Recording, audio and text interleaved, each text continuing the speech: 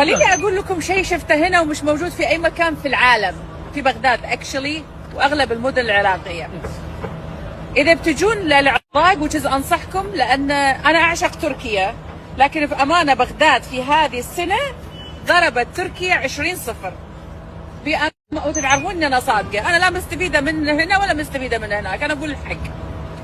بغداد هذه السنه طقت تركيا 200-0.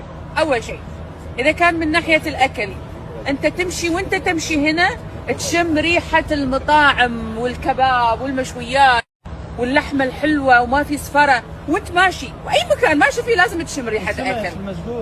مش بس الاكل كله، والله لحظه بتكلم، اقسم بالله اتكلم صدق. هذه من ناحيه الاكل. والسياحه شنو متطلباتها؟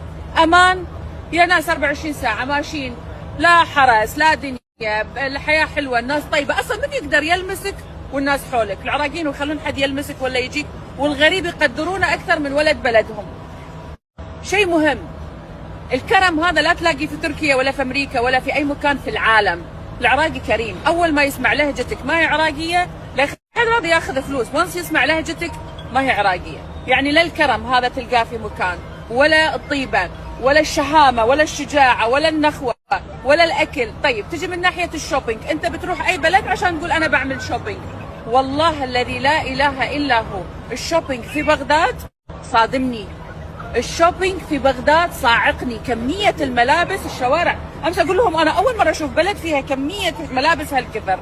شوارع كلها محلات وملابس وحلويات واطعمه ومطاعم ومجوهرات وذهب وسيارات وفخامه ومنتزهات. يعني ليش؟ نصيحه من الاخر، لا تروح تركيا، تعال العراق، تعالوا بغداد. صايره هذه السنه بالذات شيء خيالي، شيء لا يصدق، شيء مو طبيعي. غير كذا هنا في عندك اكثر من مدينه، كل مدينه لها طابع، كل مكان له طابع، كل مدينه لها ثقافه، لها كالتشر. اللي تشوفه هنا ما حتشوفه في مكان ثاني. احنا الشارع اللي كنا نمشي فيه اليوم عمره 800 سنه، شارع في نفس ناسه ونفس طبيعتهم، وهم من 800 ومن 1000 سنه. هذا وين تلاقيه؟ بعدين هذا الترحاب ما حتلاقيه عند الاتراك، ولا حتلاقيه عند الاجانب، ولا حتلاقيه حتى في الدول العربيه، مع احترامي للجميع. العراقيين فيهم كرم ما خلوا لحد يزايد عليهم فيه. فانصحكم كسياحه، امانه الله في رقبتي،